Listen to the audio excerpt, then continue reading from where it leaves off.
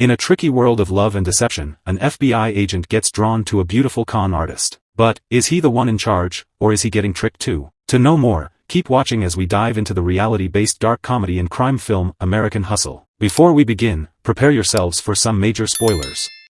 The movie opens at a Plaza Hotel in New York City. We meet Irving, a fat man trying to set his hair. While, in an adjacent room, a surveillance team sets up secret cameras. A young woman, named Sydney, shares a look with Irving, but their moment is interrupted by a man named Richie, who works for the FBI. Richie argues with Irving, as they're both jealous of each other over Sydney. During their argument, Richie messes up Irving's hairstyle, while Sydney, speaking in a British accent, rushes to fix it. After this, they all meet Mayor Carmine Polito. Richie tries to hand a briefcase full of money to the mayor, but Carl, the mayor's associate, notices and offers to handle it. Richie insists that it's important for the sheik that Carmine takes it, which makes Carmine uneasy, mentioning he expected to meet a sheik and decides to leave. As he leaves, Richie and Irving argue, and Irving decides to deal with the mayor himself. Now, let's go back in time a few years to see how everything began. When Irving was a kid, he used to help his dad's struggling glass business by breaking windows in the nearby area. But as an adult, Irving owns a glass business and several dry cleaners. Once, at a pool party, he meets Sydney, a friendly lady with an American accent. They bond over their love for a jazz musician, and both of them are attracted to each other's bold personality. Sydney works at a magazine, but Irving believes she's too smart for her job.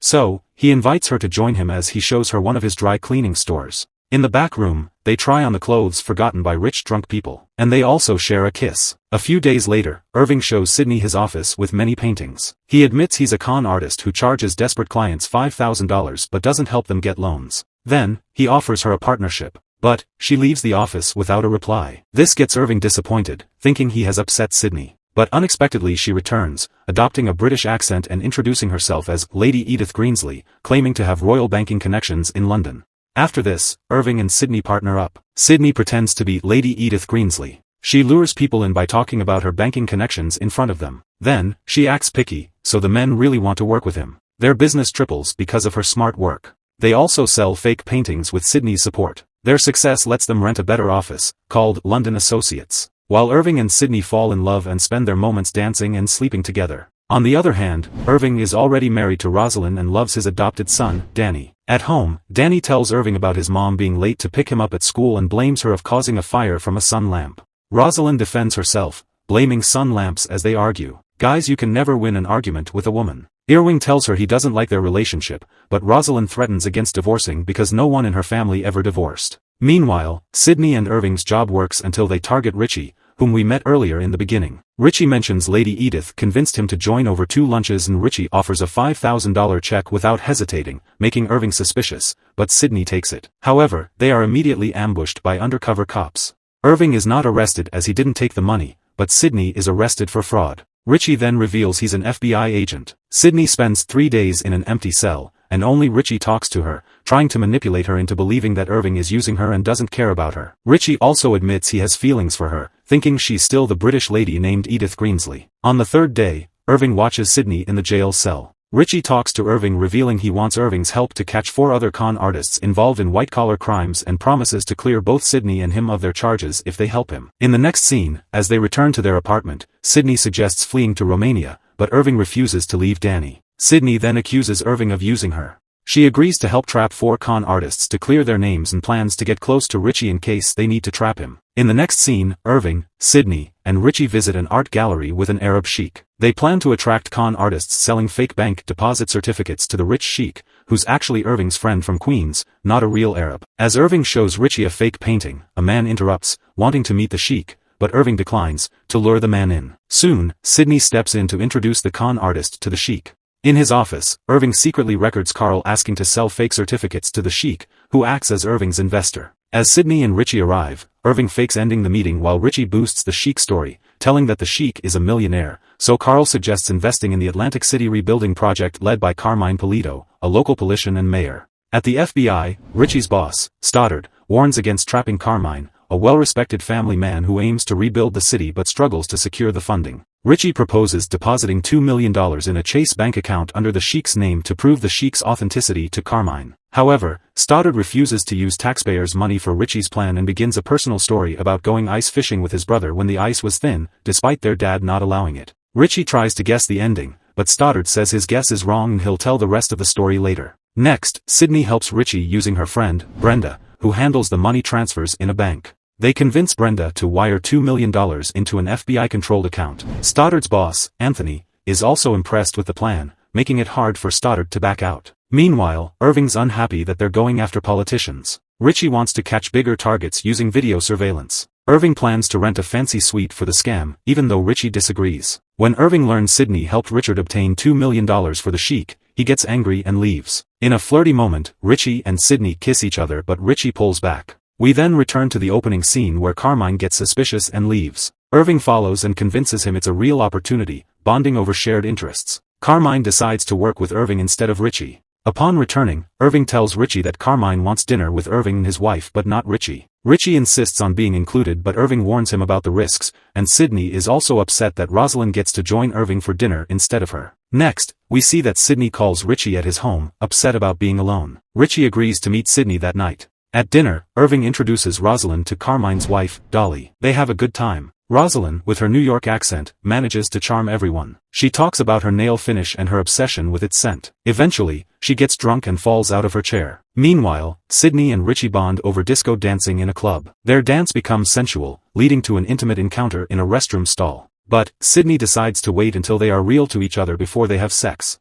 At dinner, Irving and Carmine bond really well, and Carmine introduces Irving to his colleagues and praises him for helping in rebuilding the city. Irving starts feeling guilty as he gets closer to Carmine. The next day, Carmine and Irving have breakfast. Carmine expresses love for his community and hopes the Sheik sees the investment's benefits. He surprises Irving by gifting him a microwave and advises him not to use metal in the microwave. At the FBI, Richie argues, requesting a jet to fake the Sheik's grand arrival, eventually persuading Stoddard. Then, Richie asks for the ice fishing story's conclusion. As Stoddard continues his story about protecting his brother on the ice, Richie again tries to guess the point of the story and again turns out wrong and then leaves. Back at Irving's house, Rosalind sets the microwave on fire by using foil-wrapped food, showing her arrogance. When Irving returns home, they argue. Rosalind mocks his friendship with Carmine and takes pride in ruining the microwave as she shows an article claiming microwaves destroy food nutrients. Soon after, on the runway, Richie and Sydney kiss, making Irving jealous. Then, they board the private jet and meet Richie introduces the new fake Sheik, Paco, a Mexican working for the FBI who can't speak much Arabic, which annoys Irving. Irving tells Paco to give Carmine a fancy dagger as a gift. As they depart, the fake Sheik welcomes Carmine outside the jet and offers him the sacred knife. At home, Rosalind argues with Irving as he doesn't want to take her to a meeting, even though she's ready. Meanwhile, Richie calls, and Rosalind overhears him mentioning the feds on another phone. As she asks Irving if that man is talking about taxes, Carmine calls. Rosalind tells Carmine that Irving won't let her attend the event that night. When Irving takes the call, Carmine insists on bringing Rosalind as Dolly wants to meet her. Irving hesitatingly agrees to bring Rosalind, worried she might expose their secret. In the next scene, Irving, Carmine, Rosalind, and Dolly wait as Sydney, Richie, and the Sheik arrive outside the casino. Rosalind recognizes Sydney and glares at her. Inside the casino, Carmine is excited about fixing up Atlantic City and saving money. They go into the gambling room, where Rosalind keeps giving Sydney dirty looks. Carmine suggests working with the mafia guys to help them, but Irving hesitates to meet them.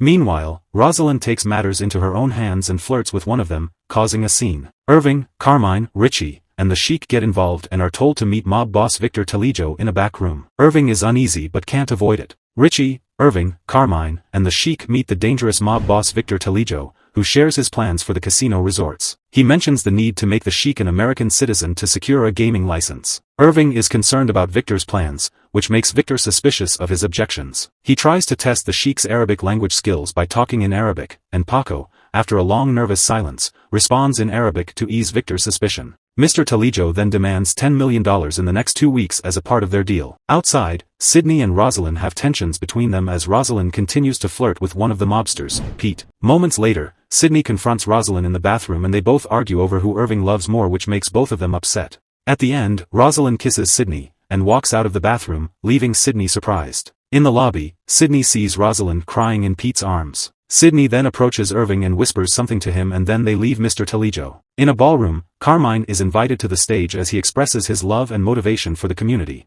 Meanwhile, Irving takes a heart pill because of all that excitement of meeting Mr. Talijo. He sees Rosalind continue walking with Pete. In the next scene, Richie goes to Sydney's apartment, and asks his boss, Stoddard, for a fancy hotel suite for his mission, but Stoddard declines. Richie gets frustrated and tries to have sex with Sydney, telling her that he loves her, but then Sydney drops her fake British accent and tells him her real name. Richie gets confused and suggests having sex might help, but Sydney doesn't want to, so she hits him with a picture frame to stop him. Just then, Irving enters and points a gun, telling Richie to move away from Sydney. He tells Richie that trapping politicians and dealing with mobsters was not part of the deal, but Richie says they have no other choice now. Richie then again calls to threaten his boss for the hotel and leaves to go beat him. In the next scene, Stoddard, with a bruised face, complains to his boss about how Richie threatened and beat him. But Anthony agrees to pay for the suite and praises Richie for his efforts. Outside, Stoddard and Richie again argue over the ending of the ice fishing story, but Stoddard refuses to tell it and Richie again makes a wrong guess about it. In the hotel suite, they set up hidden cameras as Carmine talks to congressmen, trying to get them to invest while they are filmed getting bribes in suitcases. They meet with different politicians, and many agree to take the bribes. Meanwhile, Irving feels guilty because he knows Carmine is a good person. He talks to Sydney, who tells him their plan is the only way to help Carmine but warns that Irving's wife can ruin it. On the other hand, Rosalind goes on a date with Pete and tells him what she heard on the phone, that Irving is working for someone to politicians. Soon after, Irving and Carmine are ambushed by Pete and taken away in a car. As Irving returns home, he screams at Rosalind for putting him in danger. Rosalind defends herself, saying she only wants love and will to go away with Pete. Irving stops her from going and then collapses as he struggles for a heart pill and tells her he has a plan that came to him while he was in the car with a gun on his neck. Irving told Pete that he has $2 million out of 10 which he will send by next week. Rosalind takes credit for Irving's plan, saying she manipulated him to do that with the help of a book she's been reading. Then, she says that it's a fact that their relationship isn't working well, so they should get a divorce. Next, Irving, Sydney, and Richie meet with Talijo's lawyer, Alphonse Simone. Alphonse offers Talijo's account number as he is away. Richie pretends to be frustrated by Talijo's absence, but Alphonse assures them that Talijo's organization will help them overcome all obstacles in their project by illegal means and using intimidation, if necessary. The entire conversation is recorded via a camera hidden in Sydney's purse and a wire in Richie's tie. Richie contacts Anthony, who's with Brenda. Posing as the Sheik's representative, Anthony agrees to transfer the money to catch Talijo's team in the act of accepting a bribe. The funds are successfully transferred, after which they leave. As Richie returns to his office, he celebrates the evidence of Talijo's corruption at the office, while also teasing the unhappy Stoddard. Meanwhile, Irving and Sydney drop to Carmine's house and Irving goes to tell about how Carmine was trapped. This deeply upsets Carmine and his whole family and they kick Irving out of his house. Outside, Irving collapses from stress and searches for his heart pills.